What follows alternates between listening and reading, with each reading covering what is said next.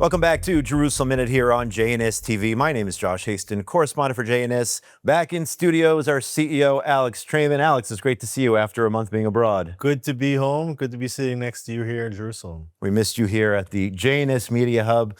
A lot to catch up on here today. Top story, the IDF takes out the so-called prime minister of the Houthis, Ahmad al-Ra'awi, and also another 7 ministers in the Houthi terrorist organization. This via Israeli airstrikes in the capital of Sana'a. Before the attack last week, we discussed how the Houthis had ramped up their attacks on Israel using these cluster munitions targeting the Jewish state.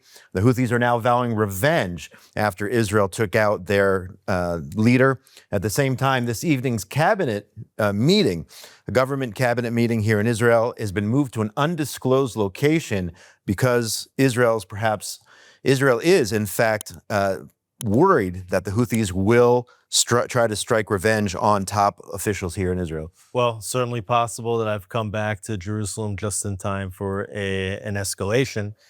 The Houthis have been firing hundreds upon hundreds of ballistic missiles at Israel since the day after October 7th. And as you mentioned, they just fired for the first time cluster munitions, and these are all Iranian-made munitions. The Houthis are an Iranian-backed terror proxy. Their ballistic missiles are coming from Iran or from Iranian design.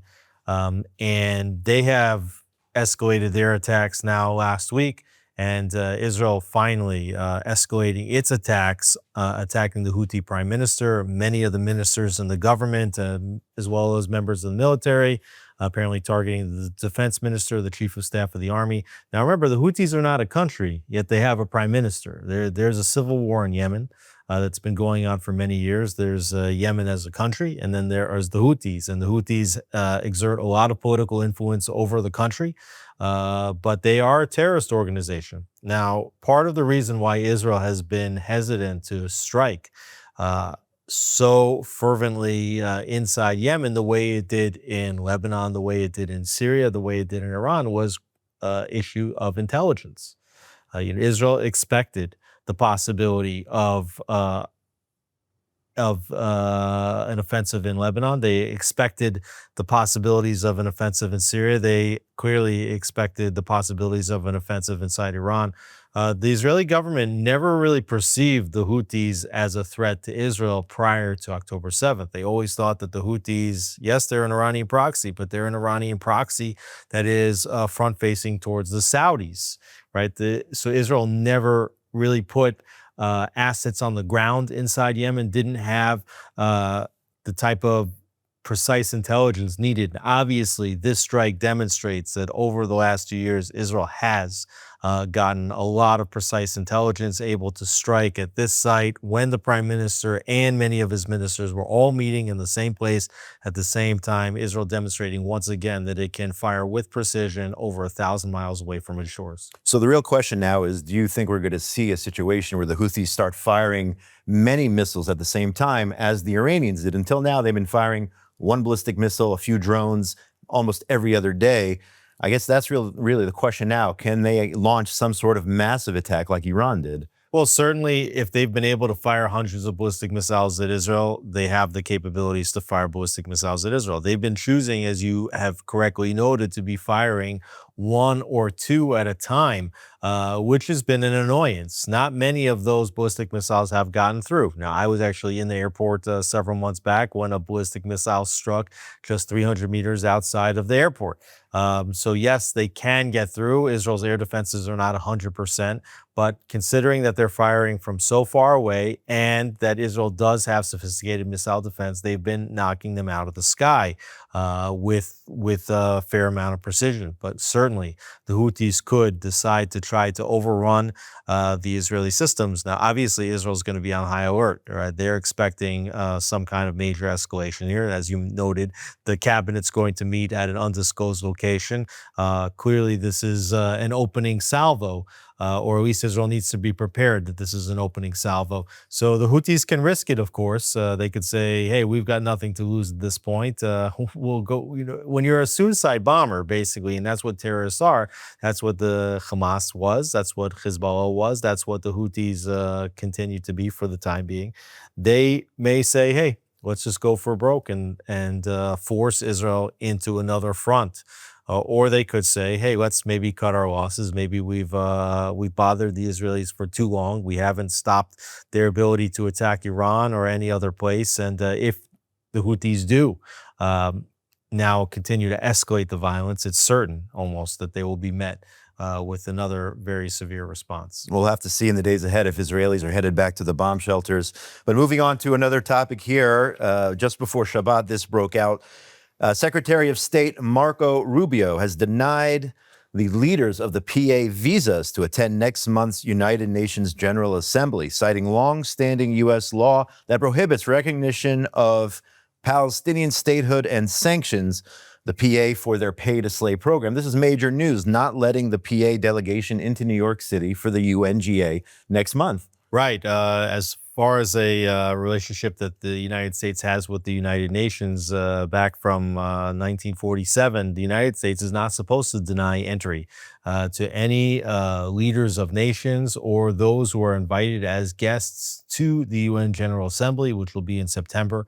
And obviously, this would be a violation of that pact. Now, there is a precedent. There was 1 year in which the United States blocked chief terrorist of the Palestinian Authority, Yasser Arafat, from attending the UN General Assembly. And the UN just decided at that time to shift the venue for Arafat's appearance to Geneva, which they can do here too. And this comes as a response to Emmanuel Macron and the Saudi initiative to sort of promote a Palestinian statehood at the United Nations. So here, the State Department, Marco Rubio, the Trump administration, pushing back and saying, hey, you want to recognize a Palestinian state at the UN? Well, according to U.S. law, it is illegal to recognize a Palestinian state. The United States passed the law back in 2014, making it illegal to recognize Palestinian statehood. So therefore, the United States is saying that this is goes against U.S. national security interests, and therefore they have the right to block Mahmoud Abbas and the other Palestinian leaders. I believe they said up to 80 people were going to be denied visa entry. And so we see this diplomatic escalation, first by the French, Emmanuel Macron, to say, hey, we're going to push Palestinian statehood in September at the General Assembly. Now the United States fighting back and saying, well, guess what? The Palestinians aren't going to be allowed to come. I'm pretty sure, correct me if I'm wrong, I think it was Yasser Arafat when he was in New York City already, and Mayor Rudy Giuliani, I think he was at a Broadway play, as the legend goes, and threw Arafat out and made him pack up and leave New York. I think that's what happened in the 90s, if I recall. Alex, what else do we know about this visa denial for Mahmoud Abbas and his team at the UNGA? Well, we saw State Department spokesperson Tommy Pigott said in a statement that before the Palestinian Authority, can be taken seriously as partners for peace, the PA and the PLO, the Palestinian Liberation Organization, must repudiate terrorism, lawfare campaigns at the ICC and the ICJ, and the pursuit of unilateral recognition of statehood. The PA mission and the UN will receive waivers per the UN headquarters agreement. The United States remains open to re-engagement should the PA and the PLO demonstrably take concrete steps to return to constructive engagement. The Trump administration does not reward terrorism. Now, this seems to indicate that the Palestinian Authority cannot come because they are not engaged in honest negotiations with Israel over a Palestinian state. And on the one hand, great that they're blocking the Palestinian Authority from coming to the United Nations. On the other hand, if all of a sudden the Palestinian Authority decides, hey, guess what? We're going to drop our cases of genocide against Israel at the International Court of Justice, and we're going to ask the ICC to rescind the arrest warrants for Israeli leaders for war crimes, and we're going to stop paying terrorists, and we're going to stop inciting to terror in our televisions, our school books, and our public speeches. Is Israel going to be ready to move forward and allow for the creation of a Palestinian state in Judea-Samaria, commonly known as the West Bank? I mean, at this point, I think that the gig is up. I mean, there's no proof that the Palestinians can ever engage and be partners for peace and partners for a two-state solution. So on the one hand, I think it's a good move. On the other hand, Pickett and the State Department stating kind of that the reason why is because they're not honest brokers for a two-state solution. But I'm not sure that we should be promoting a two-state solution, even if suddenly there was a change of heart and people felt that the PA was an honest broker. PA leaders for years have said they will never stop paying what they call the martyrs. So I think it's very unlikely that even at this point, they'll change that policy. Let's move on now to the situation in Gaza. The White House this week held a so-called day after meeting. President Trump presided over a policy meeting on the Gaza war, receiving input from former British Prime Minister Tony Blair and his son-in-law, former Middle East envoy Jared Kushner, a senior White House official said. So what can we make of this meeting held at the White House? Well, we see that the White House really wants somehow to get to an end of this conflict. And you had the president stating that he thinks the conflict will be over in 2 to 3 weeks. There was another comment, I think, out of the State Department where somebody said that they expected a conclusion to the active combat by the end of the year. Hard to understand exactly how that's going to happen if hostages are still being held inside Gaza. The attendance of Tony Blair, I think, is troubling to both sides. On the one hand, you have Palestinians saying that Tony Blair is pro-Israel. And on the other hand, there are many people here within Israel that recognize that Tony Blair has been a major proponent of a two-state solution for decades. So I think that there is a fear here that there might be some push towards some kind of recognition of limited Palestinian statehood. I mean, I think that would be a huge mistake. So I'm pretty nervous. I'm pretty nervous of Tony Blair's participation, even Jared Kushner. And Kushner, I think he was the one, maybe, together, maybe by himself, but obviously together with David Friedman and Ron Dermer and Jason Greenblatt, they broke the stalemate on the Arab-Israeli conflict. And it was, I think, Kushner can be credited with the vision that led towards the signing of the Abraham Accords.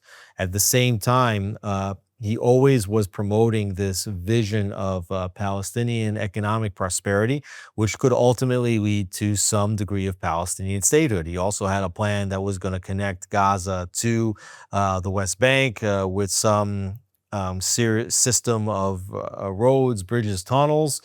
So he definitely had a vision for some kind of Palestinian autonomy, whether that's what the prime minister refers to as state minus. So, I would be watching with a bit of concern here over Blair and Kushner being involved. At the same time, you don't see Israel stating that they are willing to take over the Gaza Strip. You hear the prime minister, you hear Ron Dermer stating, and apparently Ron Dermer was called in towards the end of this meeting. And Dermer's been pretty consistent together with the prime minister that Israel does not want to rule over the Palestinian population. So while they do want to maintain that overriding security control, you can look at it as a situation similar to what you have in Judea-Samaria, where the territory is broken up into this area A, area B, where the IDF goes in when it needs to, but Israel is not the one that is dealing with the electricity or paving the roads or collecting the garbage or even administering disputes between Palestinians.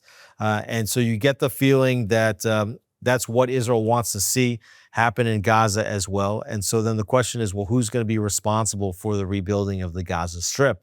And then obviously Israel wants to have some members of the international community doing it. So now you've got Kushner and Blair, at the top of the line, potentially to be leading some kind of international effort. And I'm very curious what the president means when he says that the war is going to be over in 2 to 3 weeks. Does that mean that, Israel is going to go guns blazing into Gaza City? Israel has said, our government has said, it's going to take several weeks until we get to a point where we're prepared. Reservists have been called up and could be in the middle of September. So I'm not exactly sure what the president means here, but let's check out the video of Donald Trump's comments.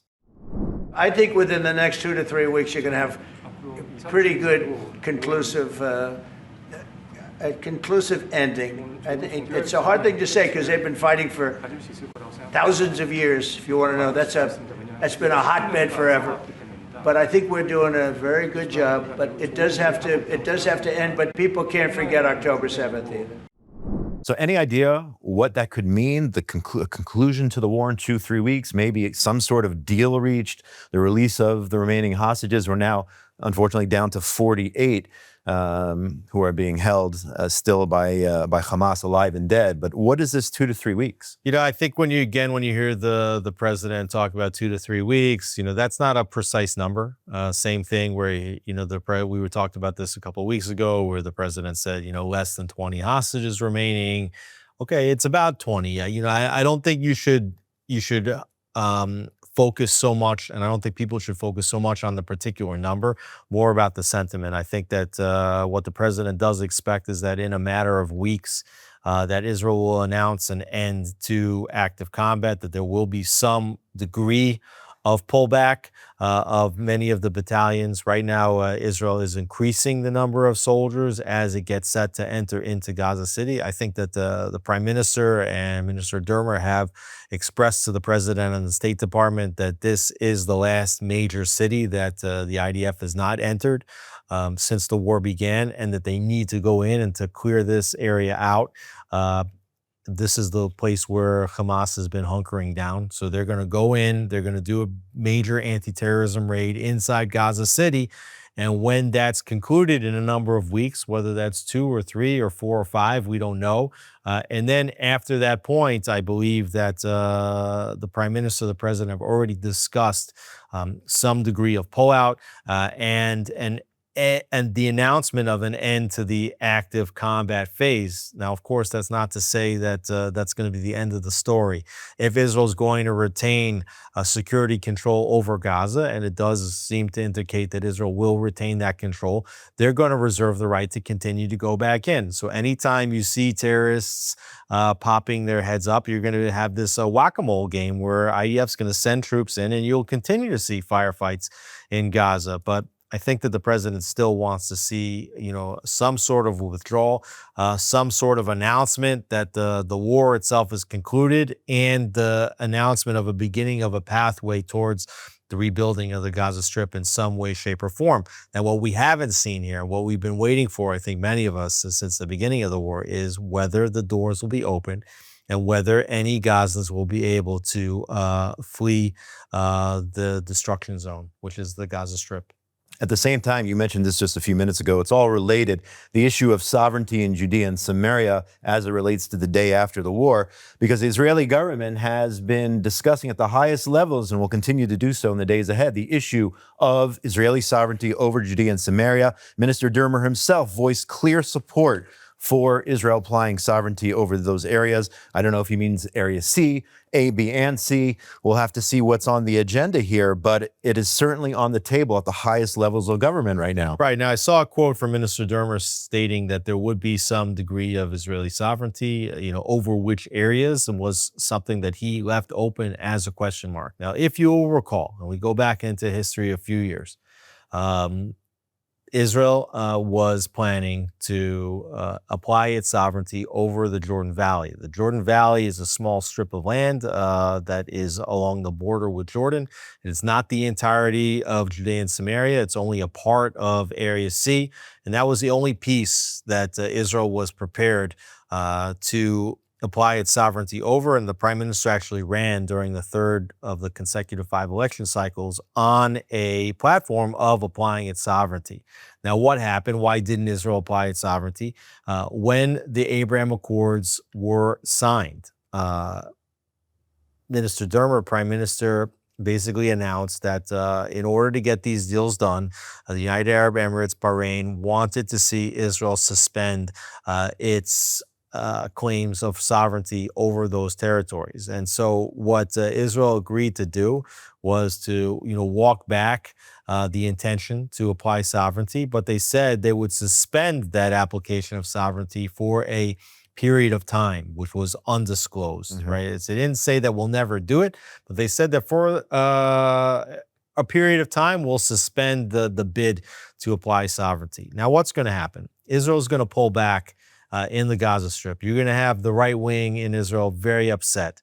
The Prime Minister is not going to announce sovereignty over the Gaza Strip. He's not going to announce a return of Jewish settlement in the Gaza Strip.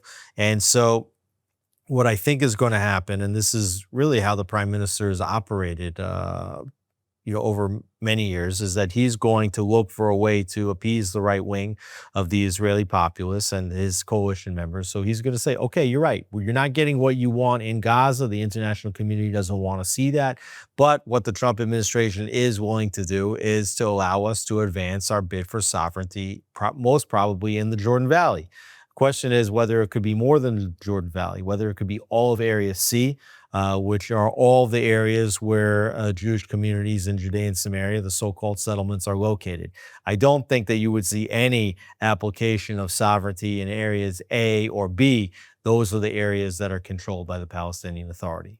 At the same time, by the way, just several days ago, a member of the opposition, Avigdor Lieberman of the Israel Beitenu party, he said that Israel should apply sovereignty over Malay Adumim. That's a city just outside of Jerusalem, but technically in Judea and Samaria. So even members of the opposition are pro some sort of sovereignty to some degree in Judea and Samaria. But I'll tell you, I'm not really a big fan of partial sovereignty. Israel's not a big country, okay? The entire country of Israel is about the size of New Jersey. So for all those people that are claiming that, Israel is a colonialist occupier, I mean, the empire is very small. It's smaller than the size of New Jersey. And there are disputed territories there, which is areas A, B, and C. This is what the international community calls the West Bank. This is what in Israel we know are the biblical provinces of Judea and Samaria. And what I believe that the prime minister is talking about is a partial sovereignty, in areas of Judea and Samaria, meaning that there's still going to be Palestinian-controlled areas, meaning that you're still not going to have complete Israeli sovereignty over the entirety of this tiny landmass smaller than the size of New Jersey.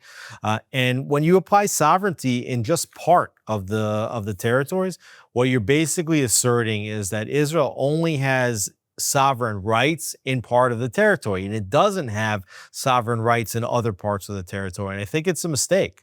Israel has historic rights, has legal rights, it has sovereign rights in all the territories over Judea and Samaria. If they want to allow the Palestinian Authority to govern themselves like an independent region of sorts, they can do that. The Palestinians still live in areas, and I don't see Israel going to do anything to change where Palestinians in Judea and Samaria live. But still, Israel should assert its own sovereignty, its complete military control over the area, and to state that, yes, the Palestinians have some degree of self-autonomous rule in these areas, but under full Israeli sovereignty. And that's why the Yesha Council, immediately after Avigdor Lieberman's party came out with that statement, their CEO went on the airwaves and said that he is against partial sovereignty, that Israel must maintain full sovereignty over Judea and Samaria. But I want to turn back to the situation in Gaza.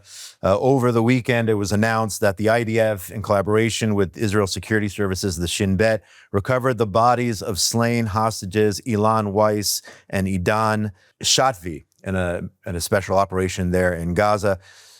Weiss was 56. He was murdered the morning of October 7th while defending Kibbutz Be'eri. And Shatvi, 28 years old, was murdered at the Nova Festival. And from what we know, he acted to save many lives at the party. So the IDF still involved in trying to recover the bodies, unfortunately, those murdered, along, of course, with the hostages who we believe to still be alive in Gaza. Well, you see Hamas, even after their massacre, they take the bodies of those they killed just to hold the families and the Israeli public hostage, even if the bodies themselves were murdered, on October 7th. And it even took Israel some days in order to identify through forensic evidence who some of the hostages were, because you're talking about almost 2 years after their murder. So you can only imagine what horrific state those bodies were in. And so Israel had to go through, some significant forensic exercises just to be able to identify who those bodies were. But I'll tell you that even for the Israelis and the families of these hostages, getting those bodies back is meaningful. It provides closure. It allows for a proper burial, which is important in Jewish faith, even if the families of most of the hostages were not religious. It's still seen as important, and even the left-wing hostage families, want to see the bodies back. so they can, rest a little bit easier with this closure. And therefore, we see that the IDF is willing to go to great lengths in order to try to rescue and recover these bodies. It was also announced this morning that Israel targeted and killed the most senior spokesperson for the Hamas terrorist organization, known by his nom de jure, Abu Obeidah. And you might have seen him on TV numerous times. He's the guy who wears that red and white tablecloth-looking thing covering his face. But he was taken out by Israel in a precision strike in Gaza over the last several days. So you see the IDF is still, operating at high levels, precision strikes on terror leaders, precision operations in order to rescue hostages. We see that there's very much still a degree of active combat. The war rages. It rages in Gaza. It rages in Yemen. The war continues to rage in Lebanon. The war continues to rage in Syria.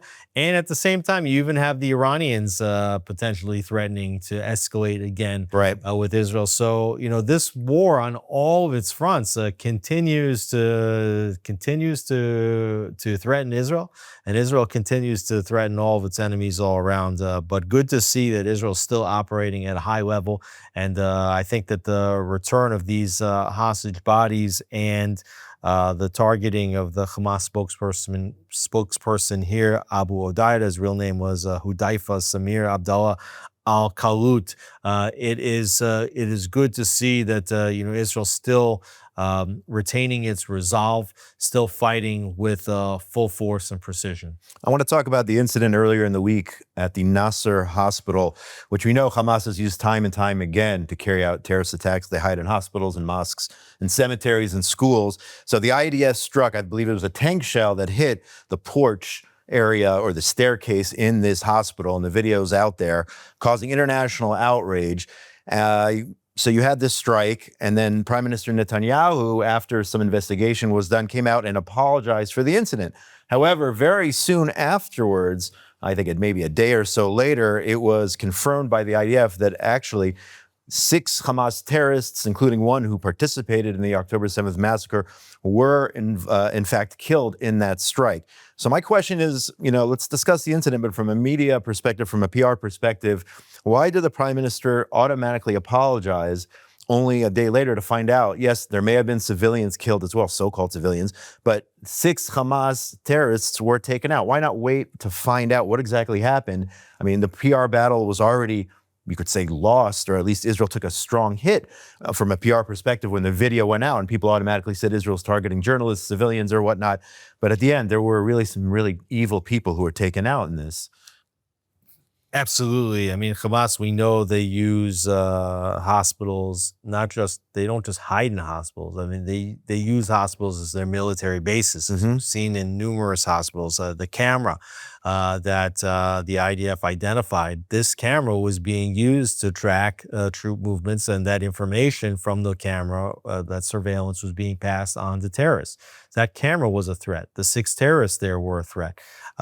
And it's hard to imagine that the IDF would operate, carelessly in and around hospitals. I mean, they go to great lengths because they understand that operating near hospitals creates a tremendous amount of PR damage, which is exactly why Hamas operates in the hospitals. The 2 things: number one, they think that they get some degree of protection, but 2, because if Israel does go in, then that creates all kinds of PR damage. So I think you asked a very good question, which is, why is the Prime Minister apologizing? Now, on the one hand, what does the Prime Minister care? Sorry, not sorry, right? Like, okay, fine. I expressed my deepest apologies, but we still did it, and we'll still do it again. So on the one hand, I think the Prime Minister's apology is rather meaningless in the scope of the war, and maybe the French or the Germans or his friends in Europe or even Trump said, hey, what is it to you? Just issue an apology, and so Bibi apologized. Great. At the same time, you could make a good argument that Israel shouldn't be apologizing for anything. That in any incident, Israel should be doubling down on its messaging, saying, we didn't start this war. We don't want to be fighting in Gaza, but they declared war and we're fighting. Hamas is a terrorist organization. They continue to be firing at us. They're using hospitals as military bases, and that removes any protection that a hospital has. A hospital becomes a military target the moment it's being used as a military base. So no, we're not sorry. Anytime Hamas uses civilian infrastructure, anytime it uses a hospital, we will strike, and we will strike with force, and we don't care what the international community says about it. We don't care what Gaza and Hamas say about it. But I think here you see the prime minister instead choosing to take the high road, issue what I think is a rather meaningless apology. And you could ask a question, and you could say it. You could say, is this helping Israel win the PR war? Does it make us look weaker? Does it make us look weak? Does, I think, you're not going to win the battle with the international community, right? And that needs to be understood. But who are you sending the messages for? Because really what you should be sending the messages to is Hamas. You're fighting a war against your enemy. And what you have to do when you're dealing with an enemy is to demonstrate to that enemy that you are not perturbed by the diplomatic battle, and that anything that happens diplomatically does not make Israel change its military campaign. But clearly we see that what the international community thinks about what's going on in Gaza does make Israel change its policy. All the humanitarian aid pouring into Gaza is on the basis of the international diplomacy war. It has nothing to do with how Israel feels about the Palestinians. And this apology, too, I think it's just another indication that the prime minister is demonstrating that he is worried about Israel's image in the eyes of the international public. At the same time, last night, Alex, just after Shabbat, we got the terrible news that an IDF soldier was killed in battle in Gaza. Sergeant First Class in the reserves, Ariel Lubliner, 34 years old, from Kiryat Bialik, who had a 9-month-old baby who he leaves behind. He became the 900th IDF soldier killed since October the 7th. In this case, from what we understand, it was a friendly fire incident. And we've seen way too many of those, and way too many soldiers have been killed defending the state of Israel, paying the ultimate price, and may God avenge his blood. Right. On the one hand, this is horrific, and every single soldier, it's 900 lives, lost, 900 worlds destroyed.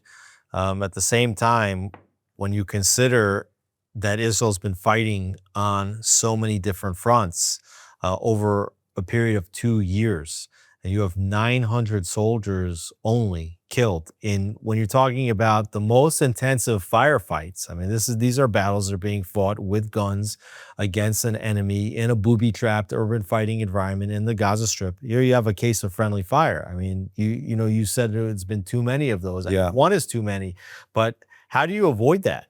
Right? The fact that there hasn't been thousands of IDF soldiers killed in this war, I think is somewhat miraculous. And it goes to the precision care which the IDF takes to try to prevent friendly fire incidents and tries to prevent collateral damage in Gaza. I think if any other military was dealing with the kind of situation that the IDF has been forced to deal with in Gaza, you would have seen countless scores of more deaths. First of all, of the enemy. There's no military in the world that would have taken such great care to try to avoid collateral damage and what are these so-called civilian casualties.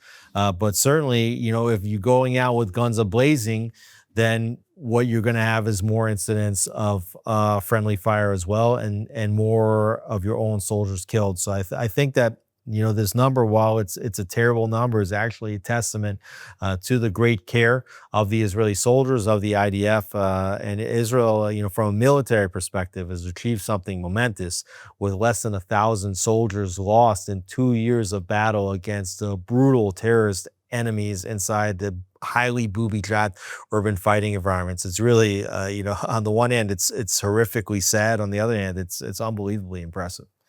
Let's take a look to the north and northeast, if we can, just for a minute or two here. This morning, reports of IDF strikes in Lebanon, and also a very, very special, I would say, or unique commando raid in Syria this past week with the use of helicopters, IDF special forces being dropped in to an area just outside of Damascus, arresting several suspects involved in terrorism, as well as killing known terrorists as well. Defense Minister Israel Katz posted on social media that Israeli troops are fighting day and night across fronts following Syrian reports of this helicopter raid southwest of Damascus. So pretty impressive there. Absolutely. I mean, again, it's this precision of the IDF, and Israel's taking great care to make sure that it maintains its military presence in Syria. On the one hand, you don't want Iran being able to access Syria, being able to use it as a land bridge to be able to rebuild the capabilities of Hezbollah in southern Lebanon, as it had been doing for many years prior to the war.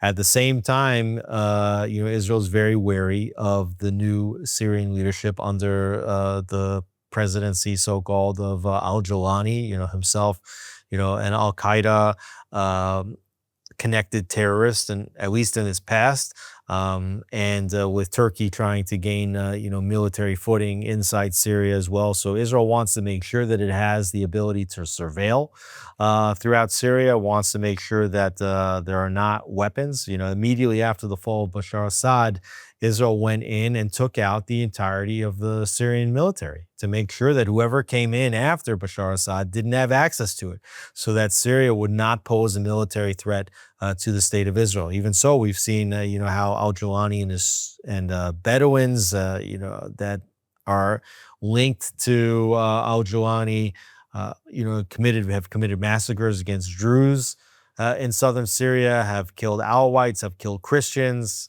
have killed Kurds. So, Israel wants to make sure that the vacuum that has been left by the depart of Bashar Assad as the president, by Iran, which had its troops and movements through Syria, by the Russians, which are no longer operating in Syria, that vacuum is filled by one force, and that force has to be the IDF. So, Israel looking for opportunities.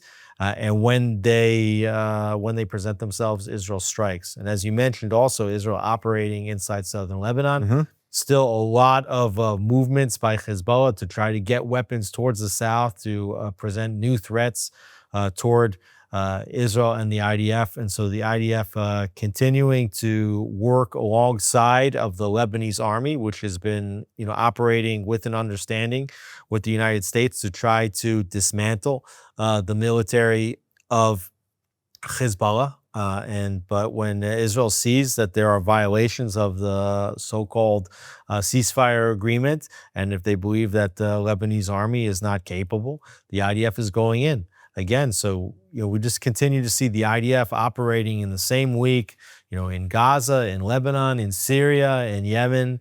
No rest for the weary, I would say. Alex, we have time for one last story here on the local front.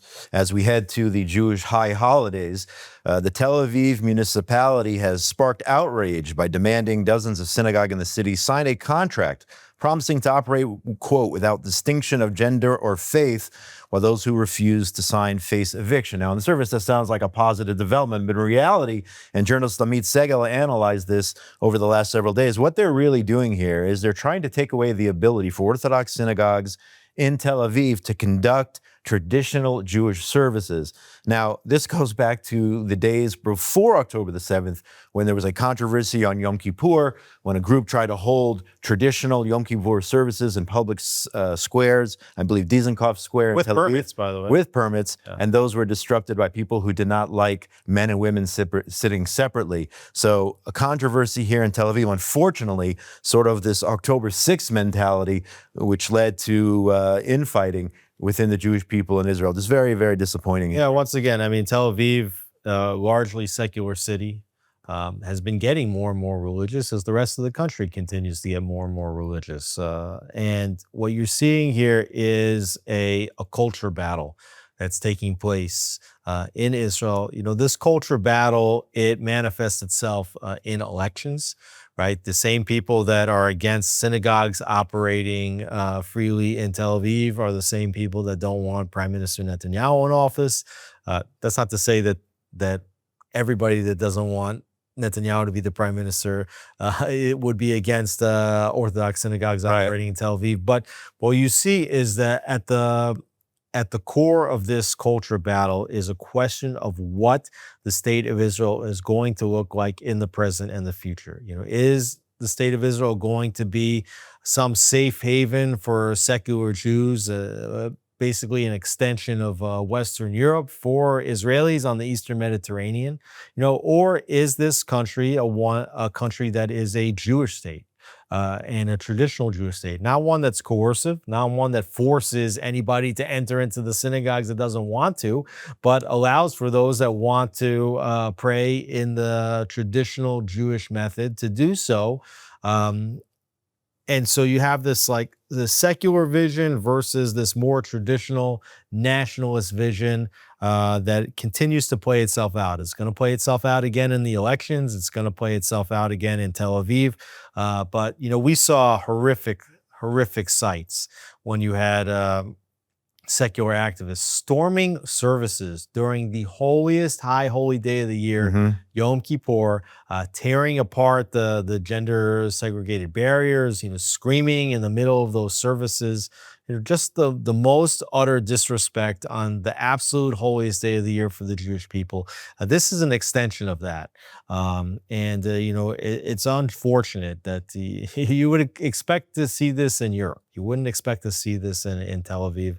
I hope that there can be some degree of self-accounting, what we call a tshuva, a repentance. Yes. In this period of repentance now, we're in the Hebrew month of Elul, which is the month that precedes the high holy days. It's a time of repentance, and I hope that we won't see those same ugly sights that we saw in Tel Aviv on Yom Kippur this year. I hope that the Jewish people, those that are religious, those that are secular, recognize the tremendous contributions of the other to the greater fabric that is the state of Israel, this tapestry of a Jewish state, which includes, by the way, non-Jews as well, including Druze and Christians and others that are all able to worship freely. It's the only country in the Middle East where members of all faiths can worship freely. It's an unbelievable tapestry, but the only way that Israel will receive divine blessings, specifically as it fights wars on 7 fronts, and this 8th front, which is the international diplomacy front, the narrative warfare, is if we're united. And I hope that people are willing to recognize that political disagreements are not disunity among brethren. Unfortunately, I think that people have allowed, this angry culture of politics and polarization to seep in to our views about our brethren. I think that there's no place for it. Absolutely. The bottom line is we have to stay unified. We cannot go back to that October 6th mentality. We'll see how this plays out leading to the high holidays. And that's all the time we have. Alex Traiman, CEO of JNS, it's great to have you back in studio. My name is Josh Hasten. I want to thank the people behind the cameras here, Ryan Lifshitz, Yuri Svirtsky, Esther Eden, and our producer, Zach Sickerman.